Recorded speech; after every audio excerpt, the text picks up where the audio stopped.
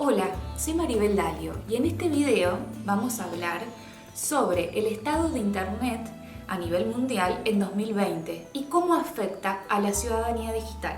¿Qué sucedería si quiero contar la historia de Internet? ¿Por dónde arranco? ¿Cuáles serían los datos que realmente importan? ¿El software? ¿El hardware? ¿La conectividad? ¿Qué importa? ¿La calidad de los datos? ¿La velocidad? ¿El acceso? ¿Absolutamente todo? Bueno, en realidad en términos de reseña histórica sería muy atractivo arrancar por la época en donde reinaba la radio o arrancar hablando de, por ejemplo, el primer mail intrauniversidades. Pero bueno, me parece interesante plantear, en este caso, ¿dónde habita Internet? Si tuviésemos que responder, ¿dónde habita Internet? ¿Cómo podemos analizar la evolución para responder a esa pregunta?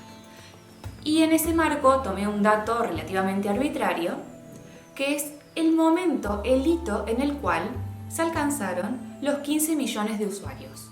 Me refiero a 1996. Para comparar el Internet de 1996 entonces con el de 2020, me parece interesante hacer una comparación con datos demográficos. En 1996, entonces, la cantidad total de usuarios de Internet es igual a la población actual de Burkina Faso. Si hiciéramos esta misma comparación en el 2020, en el día de hoy, la cantidad total de usuarios de Internet sería la población de al menos China, India, Estados Unidos, Rusia, Brasil, México, Egipto, Turquía, Indonesia, Bangladesh, Nigeria, Japón, Filipinas, Etiopía, Vietnam, Alemania, Irán, Francia. Toda la población de los países que acabo de mencionar sumada es igual a la cantidad de usuarios de Internet hoy. Es decir, 1996 la cantidad de usuarios era igual a la población actual de Burkina Faso, unos 16 millones. Y en 2020, la cantidad de usuarios es igual a la sumatoria de los habitantes de todos los países que acabo de mencionar. Es decir, más de la mitad de la población mundial. Ahora bien, reflexionando sobre la distribución de Internet, resulta ineludible el hecho de que es un fenómeno social sin igual por la magnitud y la velocidad con la que se fue expandiendo a lo largo de más de 20 años. Hoy, a diferencia de ese 1996, los que acceden a Internet ya no son unos pocos y en Estados Unidos. De hecho, viendo las cifras, podemos decir que más del 50% de los usuarios se encuentran en Asia, más del 16% de los usuarios se encuentran en Europa, el 11% se encuentran en África, el 10% se encuentran en América Latina. ¿Estos datos no los sorprenden? La cantidad de usuarios creció tanto en África que está doblando, casi doblando, la cantidad de usuarios de América del Norte. Triplica la cantidad de usuarios de Medio Oriente y suma casi 10 veces la cantidad de usuarios de Australia y Nueva Zelanda. Además, tiene más usuarios que América Latina. Todo eso creció África en términos de cantidad de usuarios de Internet. Pero, si nos enfocamos en la penetración de Internet, es decir, en la cantidad de usuarios de Internet en relación a los habitantes de un país o de un continente, o si hacemos alusión a otras variables, como por ejemplo la calidad de Internet, la velocidad de Internet, la realidad es que encontramos enormes desigualdades en el mundo. Esto explica, en gran medida, por qué hay países y regiones que van a la vanguardia con temas digitales y hay otros que todavía no tienen la posibilidad de hacer uso de las potencialidades que la red brinda. Cuando ampliamos las variables, la realidad es que regiones que parecían tan pujantes en términos de conectividad como África, no lo son tanto.